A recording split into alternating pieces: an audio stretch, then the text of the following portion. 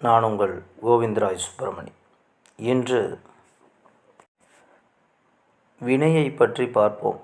வினையை பற்றி ஏற்கனவே பேசியிருந்தாலும் வினையை 3 பகுதிகளாக பிரிக்கிறார்கள். ஒன்று சஞ்சீதம், பிராப்தம், ஆகம்யம் என்று. இந்த சஞ்சித வினை என்பது அனாதி காலத்தே நம்மிடம் சேர்ந்தது. பிராப்த வினை என்பது இந்த பிறவியில் நாம் என்ன அனுபவிக்க வேண்டுமோ, எவற்றை சந்திக்க வேண்டுமோ அவற்றுகளின் தொகுப்பு.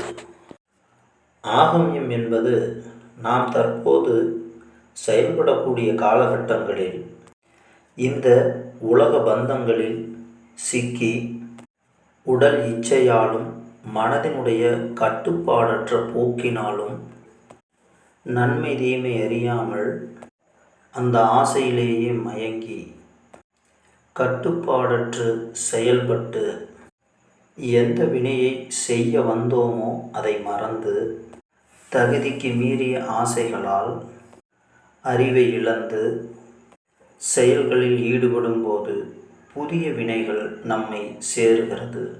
அதுதான் ஆகம்ய வினை. இப்படி நாம் இந்த பிறவியில் சேர்க்கும் நன்மை தீமை விஷயங்களை இந்த பிறவியிலேயே முடித்து கொள்ள முடியுமா, அல்லது இந்த வினையை இந்த பிறவியில் முடித்து கொள்ள முடியாமல் மீண்டும் வேறொரு பிறவியில் தான் இதை தீர்க்க வேண்டுமா என்பதை பற்றி பார்ப்போம். இப்போது இந்த விஷயத்தில் ஒரு கேள்வி வரும். என்னவென்றால், இந்த பிறவியில் நான் எனது விருப்பத்தாலோ துன்பத்தாலோ ஒரு செயலை செய்கிறேன் என்றால் அந்த செயல் பற்றி எனக்கு தெரியும். ஆனால் நான் அனுபவிக்க வேண்டிய விஷயம் என்னவென்று எனக்கு தெரியவில்லையே. அதை நான் எப்படி தெரிந்து கொள்வது? இந்த பிறவியில் இதைதான் அனுபவிக்க வந்தாய் என்பது முன்பே பட்டியலிடப்பட்டிருந்தால் அதன் பிரகாரம் வாழ்ந்துவிட்டு போய்விடுவேன். அப்படி எந்த ஒரு பட்டியலும் நம்மிடம் இல்லை. அப்படியானால் நான் எதை செய்ய வந்தேன் என்று எப்படி அறிந்து கொள்வது? இந்த உலகில் 3 பொருள்கள் நிலையானது என்று தத்துவவாதிகள் சொல்கிறார்கள். அதில் உயிரும் ஒன்று. அது சிற்றறிவுடைய பொருள். அது உடல் எடுத்து இந்த உலகத்தில் இயங்கும்போது அதற்குண்டான அறிவு வெளிப்படுகிறது. அந்த அறிவை கொண்டு நடைமுறையில் ஒரு செயலை செய்யும்போது அதில் வரும் இன்ப துன்ப அனுபவங்களை கொண்டு நமக்கு ஏன் இந்த துன்பம் வந்தது என்று ஆராயும்போது இந்த விஷயம் நமது தகுதிக்கு மீறின செயலாக இருப்பதால் இதனுடைய சூழ்நிலை நமக்கு துன்பமாக இருக்கிறது என்று அறிந்து கொண்டு அதிலிருந்து விலகினால் துன்பம் குறையும்.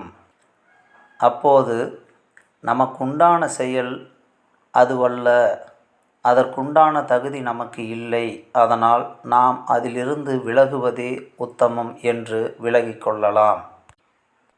அதுபோலவே இன்பத்திற்குண்டான கால சூழ்நிலை நடக்கும் காலகட்டத்தில் அந்த இன்பத்தை அனுபவிப்பதற்குண்டான முழு தகுதியும் அறிவும் நமக்கு உள்ளதா என்று ஆராய்ந்து பார்த்தால் அதில் பெருமளவு அப்படி இருக்காது. அப்படி ஆராயாமல் விட்டோம் என்றால் அந்த இன்பத்திலேயே திளைத்து உணர்ச்சி வசப்பட்டு அதிகப்படியான துன்பத்திற்குண்டான வழிகளை வகுத்து கொள்வோம். ஏனென்றால் உணர்ச்சி வசப்படும்போது நிதானம் இருக்காது. மற்றவர்களை உதாசீனப்படுத்தியும் இல்லாத தகுதியை இருப்பதாக எண்ணி ஆணவத்தையும் வளர்த்து கொள்வோம். அதனால் இன்பமான விஷயங்கள் நடந்தாலும் அதற்குண்டான சரியான தகுதி நமக்கு இருக்கிறதா என்று ஆராய வேண்டும். துன்பமான விஷயங்கள் நமக்கு நடந்தாலும் இந்த விஷயத்திலிருந்து நாம் விலகுவதற்கு உண்டான வழிகளை தேட வேண்டும். இது நமக்கு உகந்ததா இல்லையா என்று ஆராயும்போது நமது தகுதி என்னவென்று நமக்கு நிர்ணயமாக தெரியும். அப்படி நமது தகுதிக்கு உண்டான விஷயங்களை மட்டும் செய்து வந்தோமென்றால் அதுதான் நாம் தற்காலத்தில், அதாவது இந்த பிறவி எடுத்ததில் நாம் அனுபவிக்க வேண்டிய வினைகள். தற்போது சொல்லப்பட்ட விஷயம் மிகவும் எளிமையானதாக தோன்றும். ஆனால் நமக்கு கிடைக்கக்கூடிய முதல் முறை இன்பத்திலேயே இந்த அறிவு நமக்கு வெளிப்படுமா என்றால் அப்படி வெளிப்படாது. ஒரு சிலருக்கு அப்படி வெளிப்படும். ஏனென்றால் அவர்கள் முன்பே இது போன்ற சிந்தனையில் அதிகமாக ஆழ்ந்து அதிலிருந்து விலகியவர்கள் மட்டுமே ஒரு சில இன்ப துன்ப அனுபவங்களிலேயே தன்னை ஒழுங்குபடுத்தி கொள்வார்கள். அப்படி அறிவு குறைந்த ஆன்மாக்கள் எல்லாமே திரும்ப திரும்ப தான் செய்த தவறை தன் தகுதி அறியாமல் திரும்ப திரும்ப முயற்சி செய்து இன்பத்தையும் துன்பத்தையும் மாறி மாறி பெற்று அவதிக்கு உள்ளாகும். அப்பொழுது இந்த பிறவியில் தற்போது செய்யப்படும் செயல்களால் வினைகள் கூடிக்கொண்டே போகும். தான் செய்த தவறுக்கு பிராயச்சித்தமாக மன்னிப்பை மட்டும் எதிர்பார்க்காமல் அதனுடைய விளைவை பொறுத்து அதற்கான தண்டனை என்னவோ அதை ஏற்றுக்கொண்டு போகக்கூடிய பக்குவம் எப்போது வருகிறதோ அப்போதுதான் அந்த வினை குறையும். அந்த பக்குவம் வராதவரை செயல்களை ஒழுங்குபடுத்த முடியாது. அதனால் செய்யக்கூடிய செயல்களால் வினைகள் கூடிக்கொண்டே போகும். நாம் எந்த வினையை அனுபவிக்க வந்தோமோ அந்த வினையையும் சரியாக செய்து முடிக்காமல் தற்போது செய்து கொண்டிருக்கக்கூடிய செயல்களால் உருவான புதிய வினையையும் நாம் சம்பாதிக்க வேண்டி வரும். ஒரு வினை தற்போது உள்ள காலகட்டத்தில் செய்த செயலால் வந்தது என்றால் அந்த வினையின் தீவிரத்திற்கு ஏற்ப அதற்கான மன்னிப்போ தண்டனையோ நமக்கு கிடைத்தே தீரும்.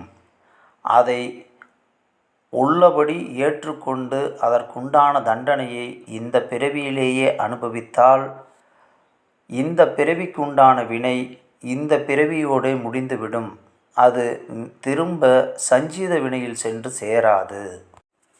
இந்த செய்தியில் நாம் புரிந்து கொள்ள வேண்டியது என்னவென்றால், நாம் கொண்டு வந்த பிராப்த வினை, அதாவது இந்த பிறவியில் நாம் அனுபவிக்க வேண்டிய வினை என்னவென்று நாம் அறிந்து கொள்வதற்கு நாம் தற்போது இருக்கக்கூடிய காலகட்டத்தில் செய்யக்கூடிய வினைகளான ஆகம்ய வினைகளை செய்யும்போது அதில் ஏற்படக்கூடிய இன்ப துன்பங்களை கொண்டு நமது தகுதியை நிர்ணயித்து கொண்டால் பிராப்த வினை, அதாவது கொண்டு வந்த வினையையும் நாம் சரியாக செய்து கழிக்க முடியும்.